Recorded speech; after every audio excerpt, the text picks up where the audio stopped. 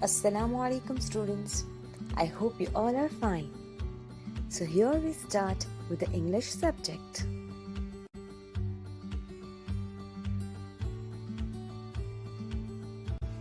So in today's class, we will continue with the further part of the story, A Gift of Chappals.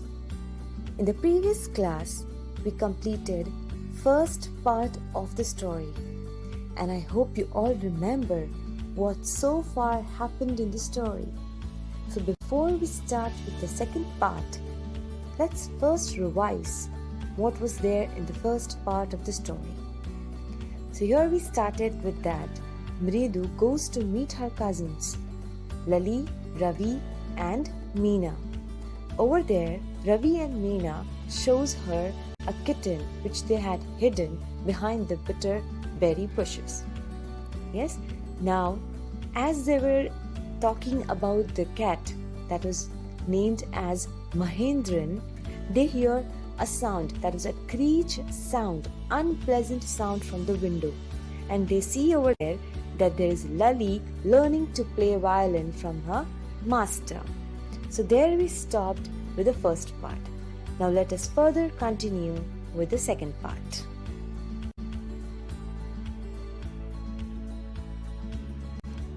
So now let's start with part 2. Mridu crept up to the window. Lali was sitting a little distance away, awkwardly holding her violin and bowstring, her elbow jutting out and her eyes glazed with concentration. So he heard a sound of screech from the window. Mridu, she crept up. Crept up means she moved up the window to look inside the room. And she saw Lali. She was sitting a little distance away from the window. She was facing towards the window. Okay, and she was awkwardly holding. It means she didn't properly knew how to hold the violin, but she was awkwardly holding the violin and the bowstring. And her elbows were jutting out. Now here, jutting out means they were spread out. When you hold the bowstring with one hand and with the other hand violin, your elbows are spread up. Yes, so her elbows were spread up and her eyes glazed, means her eyes were shining with the concentration that she was trying to show while playing the violin. In front of her, with most of his back to the bony finger of the music master. Now you can see how Lali is sitting with the violin, right? Now in front of her, it means just the back to the window, there was a master sitting. There was a music master who came to teach violin to Lali. Okay, was sitting over there. And what does it say?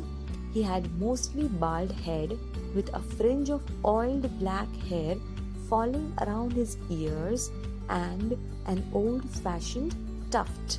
Now, how did the music master look like? So first thing, he had a bald head. Bald head means most of his head was without hair. Bald means without hair. Okay, with a fringe of oiled black hair. Now here, fringe means on the borders of his head, means just above the ears. He had some hair and he had applied oil on it so that they were falling on his ears.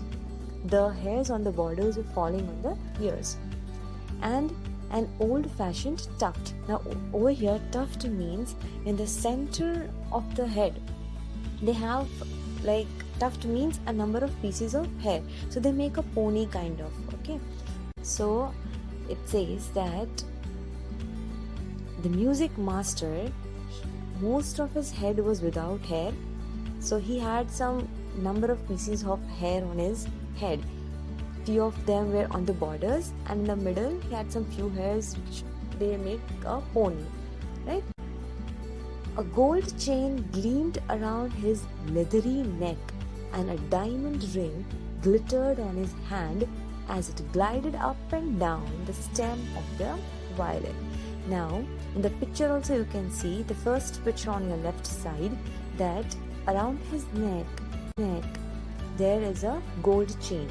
Okay, which gleamed, which means which shined around his neck, and a diamond ring glittered. So now there was a diamond ring also shining in his fingers. Bony fingers means thin fingers. Okay, so you can see in the picture downside side how he wore a ring.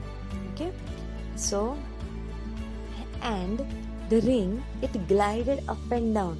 Glided up and down means the ring moved up and down. Now obviously his fingers were thin, and when he was playing the violin, it means on the stem of the violin there are some strings. Okay, so they play using their fingers, right? So when he used to play those strings, when he used to play the violin with his fingers, the ring which he had on his fingers, it used to move up and down because of the movement of the finger. A large foot struck out from beneath his gold-bordered veshti edge, and he was beating time on the floor with a scrawny big toe. Now it says that a large foot stuck out means, you can see in the picture on your left side, the down one, that his dhoti, that's veshti edge means his dhoti which had a golden borders. Okay, so from them the scrawny toes, that means the thin, which he used to beat on the floor every time he played a note. Okay, so every time when he played a note, he used to tap, that is, he used to beat with his toe on the floor. So now this was a description of how Lali was learning to play violin from her music master, and how the music master looked like. He played a few notes. Lali stumbled behind him on her violin. Okay, now music master played some notes, means he played some music. Now Lali stumbled. Stumbled means she was not properly able to follow what the notes the master had played. So she was unsteadily following the notes of the music master. So we saw that Lali is trying to follow the music master's notes. Lali stumbled behind him on her violin, which looked quite helpless and unhappy in her hands. So now Lali stumbled means she followed unsteadily. She was not able to properly follow the notes of the music master, which looked really helpless and unhappy. What a difference! The music master's notes seemed to float up and settle perfectly into the invisible tracks of melody. It was like the wheels of a train fitting smoothly into the rails and whizzing along. As Ravi said, now Ravi is passing a comment on how music master played the notes. So he says that music master's notes, they are very smooth and lovely to listen, and he compared it with a train smoothly running on the rails, on the tracks. So he said that the notes of the music master, they are so perfectly on path, and it is so lovely to listen. Mridu stared at the huge, beringed hand moving effortlessly up the violin's stem, making lovely music. Now, what Mridu is doing meanwhile, she is staring at that beringed hand. It means the music master's, the hands where he's wearing a ring, and where he's trying to play the violin, he is using his fingers on the strings of the violin, right?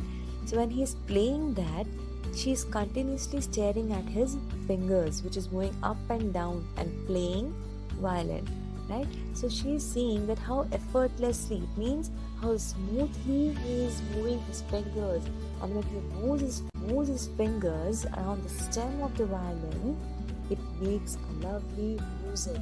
Now they all are enjoying the music of the music master. Squawk! There was Lali derailing again. Now what happened suddenly? When Lali tried to copy the music master, there was a sound of fear kind. When she played that violin, it came like as if a sound of fear, right? And derailing means she was again out of the track. Amma, came a wail from the gate. Amma, oh!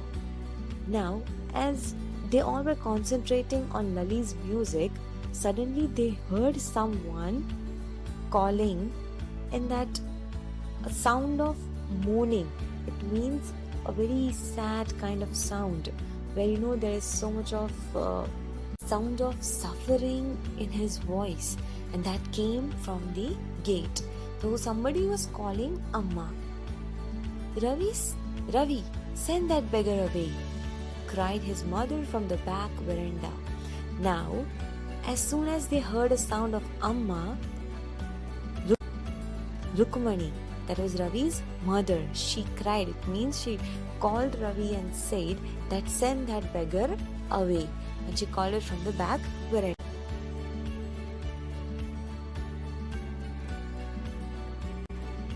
Now, the children, they were concentrating on Lali and the music master's notes, and they suddenly hear somebody calling Amma, and Rukmani asked Ravi to send that beggar away. Ravi, send that beggar away, cried his mother from the back veranda where she was chatting with Tapi. He has been coming here every day from the past week, and it's time he found another house to beg from, Pati explained to Tapi. Now Pati, that's grandmother of Ravi, was talking to the grandmother of Mridu, and she was saying that this beggar, he's coming from the last week and he comes every day, and it's time for him to find another house. Mridu and Meena followed Ravi out. The beggar was already in the garden, quite at home. He had spread his upper cloth under the neem tree and was leaning against its trunk, apparently prepared to take a little snooze while he waited for the arms to appear. So now, Mridu and Meena, they followed Ravi as they are going to send that beggar away. Now when they went, they saw that the beggar, without permission, he was already inside the garden, and as if he was at his home, as if he was at his own home, he took his upper cloth, he spread it under the neem tree, and he leaned against the trunk. He rested against the trunk of the tree, and he was ready to take a short sleep, a nap, while he waited for the alms to appear. Alms over here we mean some of, that is some food, money, whatever it might be. So he said he might be thinking that till some offering comes, he was ready to take a short sleep. Go away, said Ravi sternly. My party says it's time you found another house to beg from. So now what happened? Now Ravi is saying strictly to that beggar that go away. My grandmother is saying you find another house to beg. The beggar opened his eyes very, very wide and gazed at each of the children one by one. The ladies of this house, he said at last, in a voice choked with feelings, are very kind souls. I have kept my body and soul together on their generosity for a whole week. I cannot believe they would turn me away. So now, when Ravi asked him to leave away, what did beggar do? He just opened his eyes big. First, he gazed. It means he looked at every children one by one, 3 of them. And then, at last, he said with a voice choked with feelings. It means the pain in his voice. He said, the ladies of this house are very kind-hearted, and I have kept my body and soul together. It means able to survive just because in the whole last week they are giving me something or the other. It is just their generosity that is keeping me alive. I cannot believe they can turn me away without giving me anything. He raised his voice saying this. So now he is trying to convince the children to give something to that beggar, to give something to him. Now he further continued, Amma, Amma, oh, sad his wail might be, but it certainly wasn't feeble. It began in a deep, strong rumble somewhere in his withered belly and came booming out of his mouth with its few remaining teeth stained brown with bitter chewing. So now, as Ravi asked him to leave the house, he called Amma, and there was some pain in his sound, but surely the sound was not weak. It came out loud, and what it says, it as if it came from sunk stomach. Withered belly is sunk stomach. It means he obviously he might be hungry, his stomach might be sunk inside because he might not be eating regularly, right? And came booming out of his mouth. It means that sound, booming means came out loud. The voice was loud, and with its few remaining teeth stained brown with bitter chewing. And his teeth, that means it came out from, the voice came out from his mouth, and it says that he had teeth, he had few teeth remaining, and they were brown, they were stained brown with bitter chewing. Bitter chewing, in our language we call it chewing pan. So because of that, there were brown stains on his teeth. Ravi, tell him there is nothing left in the kitchen, called Rukmani. Now Rukmani is saying Ravi that tell him there is nothing to eat, nothing left in the kitchen, and he is not to come again. Tell him that. She sounded fed up. Now she was literally tired, fed up of this beggar, and she said, tell him not to come again in this house. Ravi didn't eat at all to the beggar. What his mother said had been easy for them all to hear. There under the neem tree, the beggar sat up and sighed. Now Ravi didn't have to repeat what Rukmani was saying to the beggar, because whatever she was shouting and screaming from inside the house, they were easily able to listen under that neem tree. So now the beggar was leaning against the tree, right? Trunk. So he sat up and he sighed. It means he was just looking around. I will go, he said wearily. Now he said in tired manner. Now obviously everybody was asking him to leave, so he got tired and he said, I will go. Only let me have a rest here on the tree. The sun is so hot, the tar has melted on the road. Now he is saying that just for a while, let me rest under this tree. The road means the sun is so hot. The sun is so hot, it means it's so heat outside that the tar of the road, it means on the road if you see the black viscous liquid which is used for making roads. Okay, so the road, it has melted. It means it was really hot because of the heat of the sun. So he is saying, so hot outside, please let me rest under this tree. So now let us see what will happen further in the story.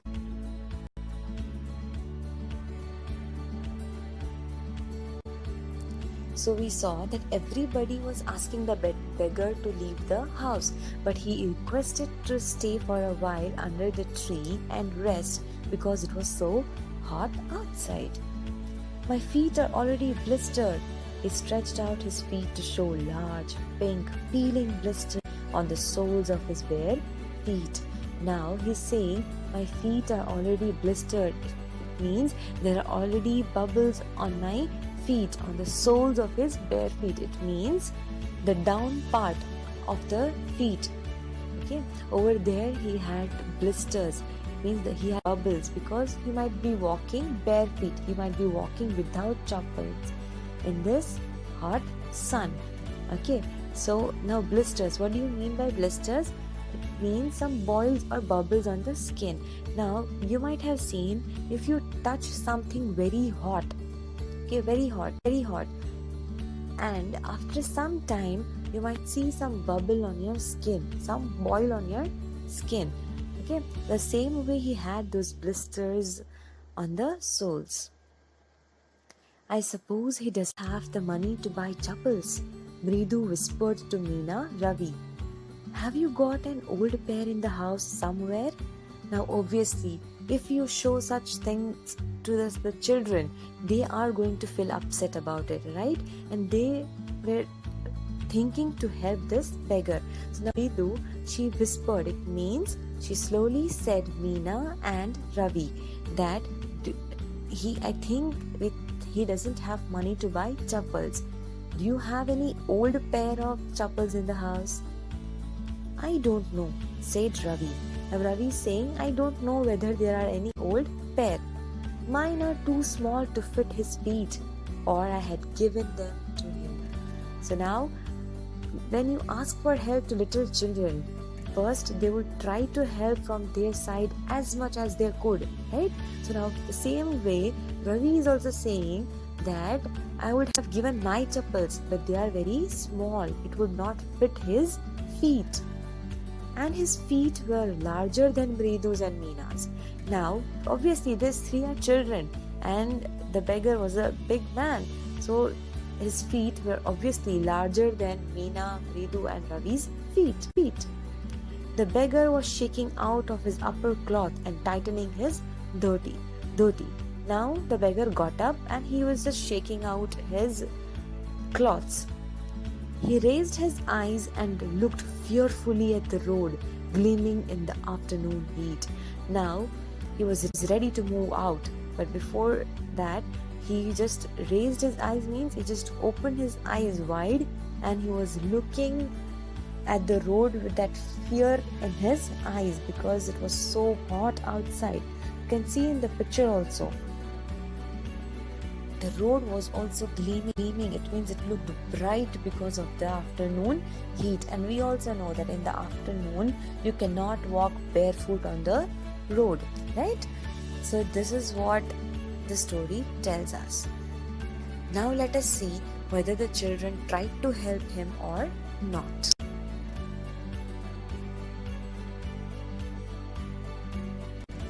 He needs something on his feet, Meena said, her big eyes filling. It's not fair. Now Meena is feeling really upset seeing this beggar's feet, and her eyes filled with tears, and she was saying that he needs something to wear on his feet. Let him go without chappals. It's not fair. It is not right to do this. Shh, said Ravi. I'm thinking about it. Blubbering, it's not fair, isn't going to help. Now Ravi is saying Meena to keep quiet. He's saying, I'm thinking about it. Just speaking that it's not right, it's not going to help out. In 2 minutes, he'll be frying his feet on the road. What he needs is a pair of chappals. So where do we get them? Come, let's search the house. He pushed Mridu and Meena into the house. So now Ravi is saying that if we let him go without chappals, in just 2 minutes he'll be frying his feet, means his feet will be really hurting because of the hot sun. So we need to give him chappals anyhow. So Ravi takes Mridu and Meena into the house to search for chappals in the house. Just as he stepped into the veranda, Mridu's eyes fell on the odd-looking chappals she had noticed when she arrived. Now, as soon as they were going to enter, a veranda over here means just before the door, we have a small area where we keep the chappals and all, right? So, as they reached the veranda, Mridu's eyes, they went on the chappals which she saw when she came.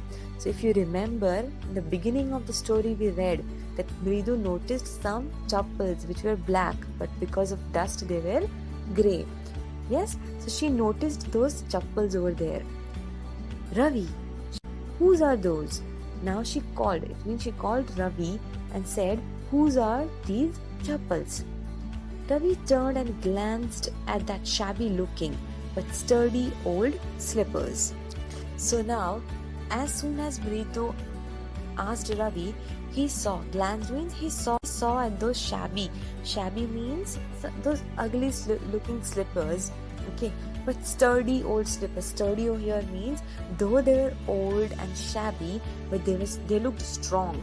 Yes, they were old, strong slippers. He beamed and nodded. Beamed means now he gave a smile of joy, and he nodded. He shook his head. These are just the right size, he said, picking them up. Now he picked those chappals, he gave a big smile, and he said, these chappals are of the right size for the beggar. Mridu and Meena followed him nervously back into the garden. Now, without asking anybody in the house whose chappals they were, Ravi, he just took those chappals and he went back to the garden. Now, Mridu and Meena both were nervous. Now, why they were nervous? Because they didn't know whose chappals they were. They didn't ask Rukumani to give something or not, because Rukumani strictly asked the beggar to leave. But without asking anybody, any elder in the house, Ravi took the slippers and he went into the garden to give the beggar. Now we will see in the next part, in the next video, what happens in the last part of the story. Till then, go through whatever we studied till now. Okay? And let us see what would happen with those chappals and with that beggar, and what would happen to the children if Rukmani comes to know this.